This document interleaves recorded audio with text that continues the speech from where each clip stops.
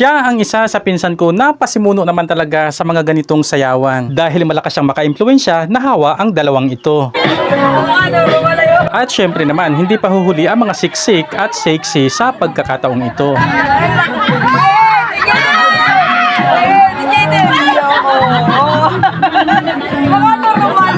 Hindi na talaga may iwasan na kami ay padami ng padami. Hindi na talaga may iwasan grasya. Ano na? Ang akala ko bagay hanggang sa tabing dagat lamang, bakit sila ay nasa malalim na. Iba talaga ang hatid na saya ng mga ito. Iba talaga magturo si Ate Monina. At ayan, pabalik na rin naman talaga ang dalawa. Maaring natakot dun sa malalim at maari din namang natakot malaglag yung speaker na dala-dala. At talaga namang ang batang si Jaden ay taas ng energy sa pagkakataong ito. At talaga namang ang larawan ng aking kabataan ay nakikita ko sa batang ito. At ayan, paparating na ang dalawang astig. Masayang masaya naman, normal naman talaga.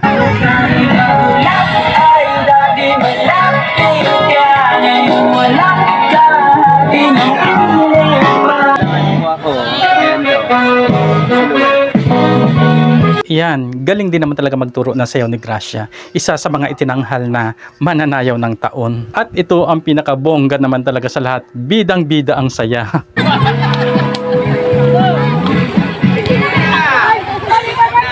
Sa mga pagkakataon na yan ay sobrang napapasayaw na talaga si Lenlen. Naunahan lamang talaga siya ni Kuya Arvin. Pero syempre, moment ito ni Ate She. Pagbigyan mo na muna, Lenlen. Sobrang saya talaga ng pagkakataong ito na nagkasama-sama kami.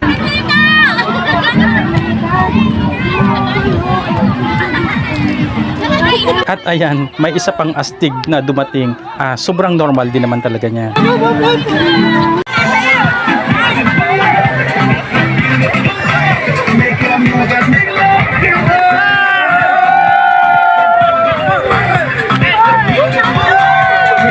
Sobrang saya talaga ng pagkakataon na yan. Siyempre hindi lang kami, kundi lahat ng umukupa sa kubo na yan ay lahat yan ay pamilya ng astig. Astig, yan ang mga galawan ng astig. At sa mga pinsang ko naman talagang astig ay siyempre mayroon ding mga hunk, may heartthrob, mga artistahin din naman. Hindi ko nga din alam kung may mga pelikula na ba itong nagawa ang mga pinsan kong ito. Pero pwede rin naman bigyan natin ng title, Alikabok sa Ilalim ng Dagat. At syempre papatalo ba naman si Ate She sa pagkakataong ito? Ate She versus Lenlen. Jing, magsaya. Huwag hanapin si Kuya Ipoy.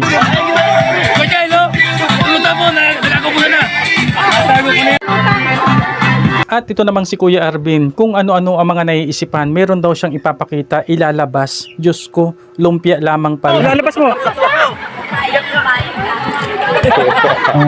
Makamatagal itinago na sikwat ang pulutan niya. At habang masayang ang nagsasayawan ang iba, ang ilan naman ay masayang nag-beach volleyball. Ang ilan sa mga yan ay galing sa Maynila at yung iba naman ay galing pang Batangas. Ito namang mga umpukan ng mga astig na ito, may mga talent din naman ang mga yan. Sila din ang mga tinaguriang hurado ng taon. Sino ba naman talaga ang hindi makakaramdam ng kasiyahan, good vibes, positive vibes sa lugar na ito? Napakaganda talaga. Kung maghahanap ka din lang naman ng isang beach para sa inyong pamilya, dito ka na. Napaka-komportable na lugar na ito, napaka-friendly. Maraming salamat sa panonood.